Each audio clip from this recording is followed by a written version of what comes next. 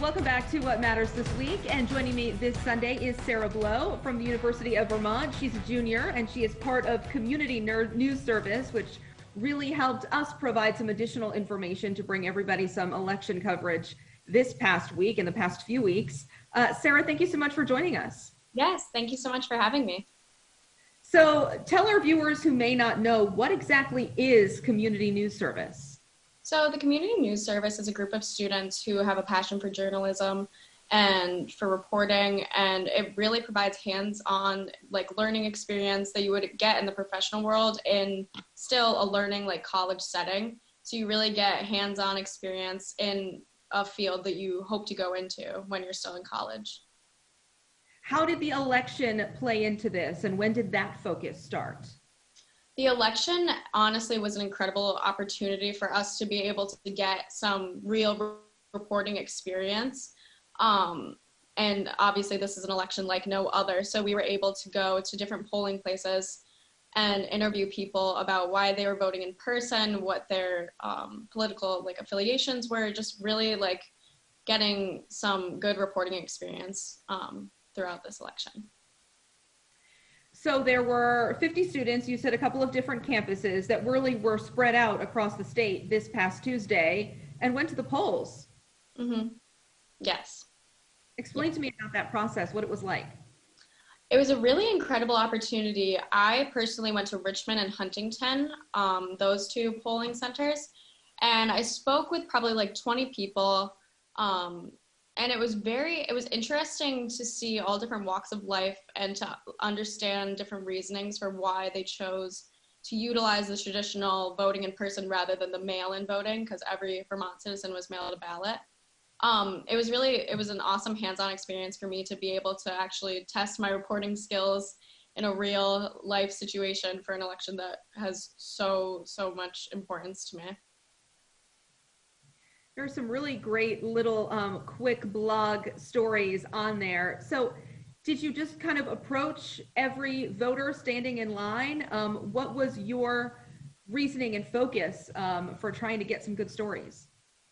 Well, my experience was there at the two polling places that I was, there weren't long lines, which was very lucky for the people who chose to go in person. And what we would do, I was actually paired with another student. And we would just wait outside, and whoever approached the polling center, we would ask hi, we're with the University of Vermont Community News Service. Would you like to discuss why you chose to vote in person today? Because that was really what we wanted to know, was why these people didn't utilize the mail-in voting system. And naturally, there were a lot of people who didn't want to speak with us. They didn't want to speak with the media, which is totally understandable, but a lot of other people chose to discuss why they came to the polls. And it was very interesting to see the different trends that we noticed throughout both of our polling sites in Richmond and Huntington. How did you decide then which story made it onto the website? It really was just whose was most interesting, who had the most the best quotes, who we thought would really resonate with people. There are a few stories that definitely stuck out, and so I chose to send those ones in.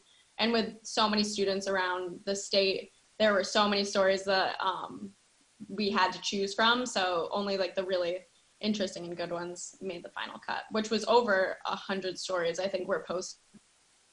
Wow.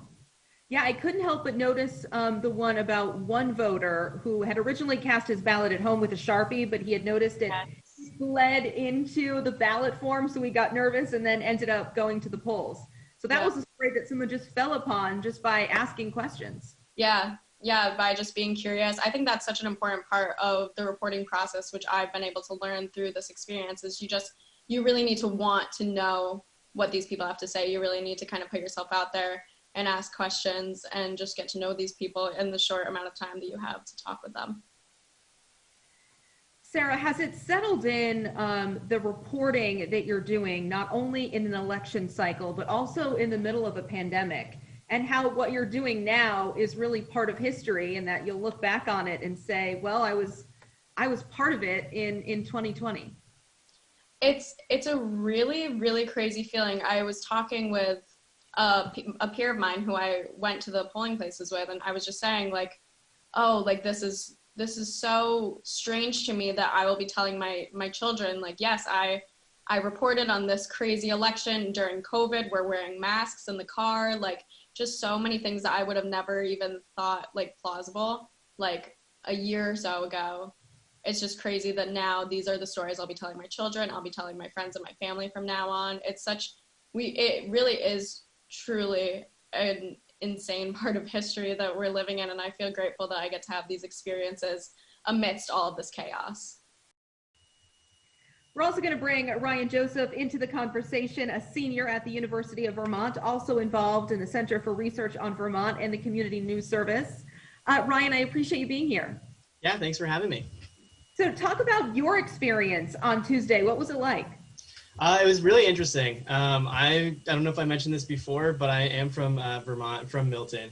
And I got to go with another classmate to the polls in Milton as well as St. Albans and interview some people that I actually did know that have been voters in the town for ages, and then a bunch of new people as well. And it was pretty interesting to go out on a snowy day on November 3rd and see what brought people outside to vote in person in a pandemic on a snowy day when they could vote for the last little over a month. Yeah, good point. And where did the idea come from to build this daily tracking map for those mail-in and early votes? I wasn't the one who came up with that necessarily, but I think the interest was just in seeing like what Vermont was actually doing with that, since it was a new system. Vermont's always had the absentee system, but since this was the universal ballot system this year and it was kind of new, I think Vermonters and especially us at the CRVT really wanted to know if people were capitalizing on the new system or if they were going to go vote in person like they always have. How did the day change for you? You know, the assignment started on Monday, and then actually being there, talking to poll workers and people actually voting. What did you learn in a matter of 24, 48 hours? Yeah, it was quite the experience. It seemed like a lot of people were there either out of tradition, like they're like, I have voted absentee in the past, but for the most part, I've always ever done it in person, and I prefer to do it that way. Especially because Vermont has done such a great job handling COVID-19. They felt it seemed relatively safe headed to the polls, and not like people in Wisconsin or Texas that are standing in line for 7, 8, 9 hours, risking potentially their lives with the COVID-19 pandemic going on. And then the other thing was that a lot of people just felt like it was like the patriotic way to do it, it seemed. I heard that one a lot. It was just like, this is the way it was meant to be. And I prefer to feel like I know that my vote ended up where it was supposed to be, instead of sending it in the mail and kind of hoping that it got to the right place, which according to the Secretary of State's office, everyone's got to the right place. So that was the general understanding I got throughout the day between even Milton and St. Albans. You're also working on a separate project where you're analyzing data when it comes to inmates and voting. How so?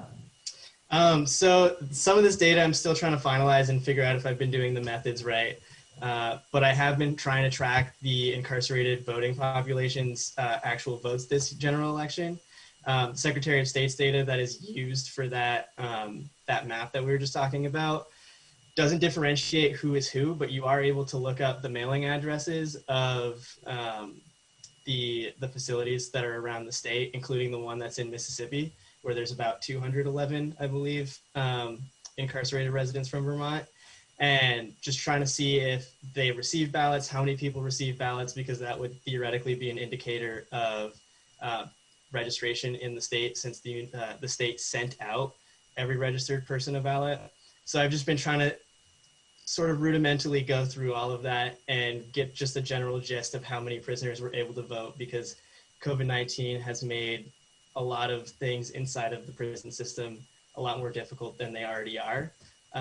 So that's kind of where I've been going for the past 2 weeks.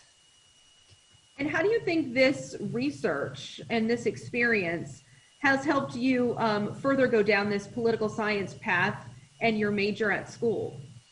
It's opened my eyes. It's stuff that I've been aware of for a little while, but it's been really meaningful and insightful to actually dive into this stuff and apply what I've learned in the classroom to actual real world situations.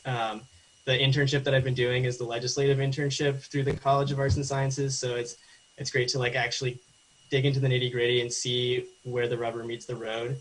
I feel like a lot of times I'm stuck in this world of just like knowing what the professors have said to me and not actually experiencing it. So it's been great to think about things I've learned, like constitutional law or just like regular American politics course, like what that looks like in a state like Vermont, which sometimes is very different from the other 49 states that are around us. Well, we appreciate your work and good luck with everything else, Ryan. Thank you so much.